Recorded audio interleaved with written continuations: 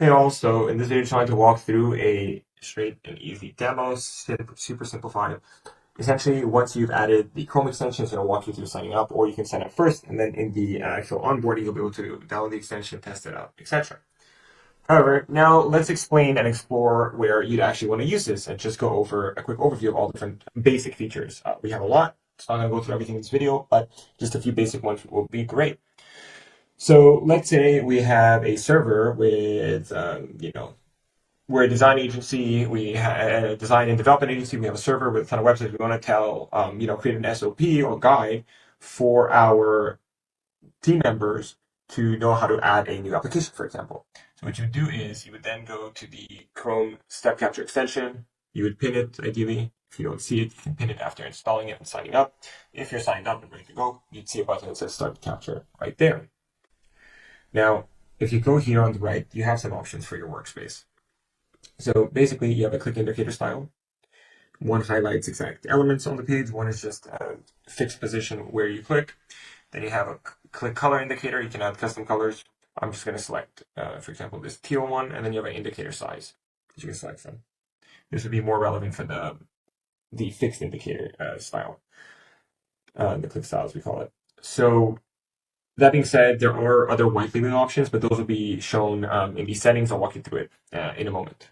Now, let's say you're ready to capture and create this guide. You click on Step Capture. Let's say in case any emails come up, we want to blur those. So let's dynamically blur that. You can blur images, right? Auto blur, imagery, etc. There are also some other blur options that I will explore in a separate video. And now we can jump into actually capturing. So let's say we want our user to go to servers first. So we can highlight to click here. And as we're doing that, it captures every step, takes a screenshot of the element that was clicked, etc. And allows you to adjust the highlight of the element dynamically like this. Now we want to tell them that they should typically go into the, for example, the server with the least amount of applications, for example. Then we can say there, confirm the list of applications. If nothing too heavy, click here, add application, select WordPress version 6.22. And as you're doing this, it actually captures the stuff. You can edit them on the fly if you want, or you can edit everything more deeply later on. Name your application, select the folder, and then click on Add Application. I'm not going to go through it, but you can also add a step by like name. And then if you see Cloudways here, it named the field app label, so we might want to adjust it later, but test website. And it adds it dynamically for that field. So it doesn't capture any step, it does recursively add that text. Once you're done with the guide that you want to have, you click on Complete Capture. It's going to open up the edit screen. AI will generate a title and a description based on the context of the steps that you recorded, based on the text and imagery. It's pretty good. Create a new application on Cloudways, a step-by-step guide. That's a perfect title. This guide walks you through creating a new application on the Cloudways platform, learn how to navigate, select an application version. So very straightforward, but now we want to edit, right? Make it more accurate. Click on edit in the top right. You're able to edit the description as you please. Let's say this, we know it's a WordPress application. We essentially use test as for example, yeah, sure. Whatever, let's say for the sake of this example, that's perfect. We have the tab that was visited. You have everywhere clicked with the highlighted imagery. You can add more text, click close. After confirming the application list,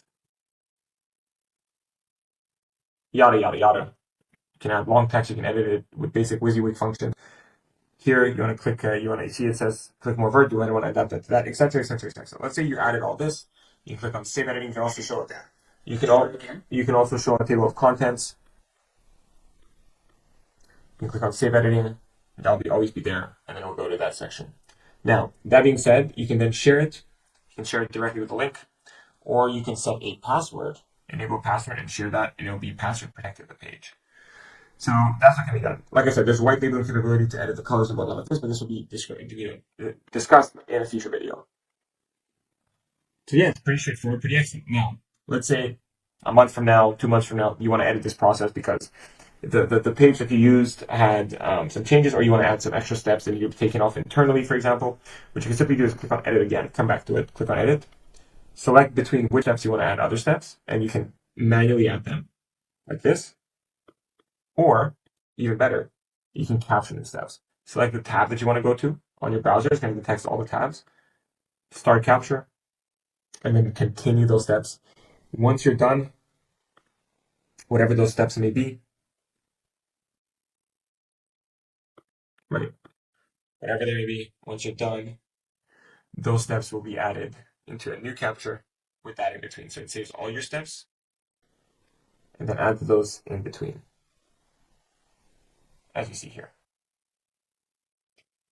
So very, very intuitive, very dynamic to use once you've tried it out a few times. This walks you through the general functionality, general steps. There'll be other videos for more specific demos of other functions and features.